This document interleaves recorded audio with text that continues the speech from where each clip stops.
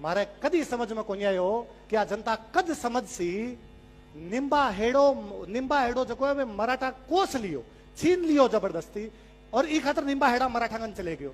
और भी निंबा हेड़ा मराठा की मूर्तियां लाग जावे, और मेवाड़ को कोई आदमी चून तक कौन करे।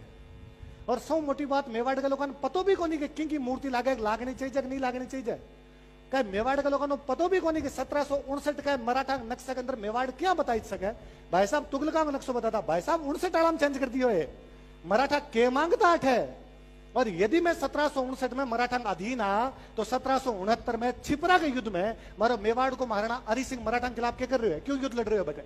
और सौ मोटी बात, मराठा युद्ध को नहीं, मराठा विशुद्ध लुटेरा, विशुद्ध है ना। हमारे खिलाफ तो महाराष्ट्र में आजकल कैंपेन चल रखे है कि मर्द का बच्चा है तो बॉम्बे आके दिखा, है ना। वो तो मैं जासूं से देख सू, पर साची बात करूं क्या लड़ सका है कि बी छिपरा के युद्ध में 8000 मराठा मेवाड़ की तरफ लड़ा है और बाकी मराठा बिन लड़ा, केवल पैसा खातर, केवल पैसा खातर। कोई दीन धर्म को नहीं थारो, लुटेरा की फौज आती और जनता लूटा करती, और मां खातर कहे कि नहीं साहब हिंदू पद पादशाही की स्थापना करी जी।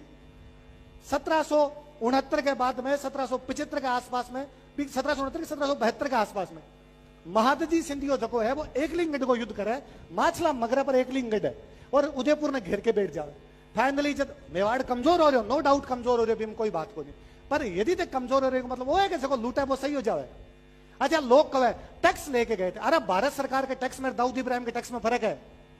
मैं भारत सरकार ने टैक्स दूंगी खातर दूंगी मेरी रक्षा करसी, दाऊद इब्राहिम ने मैं टैक्स दूंगी खातर दूंगी मार देसी वो, तो भी टैक्स में फर्क होया करे। सरकार के टैक्स मेरे को दूसरे लुटेरन टैक्स दे दे।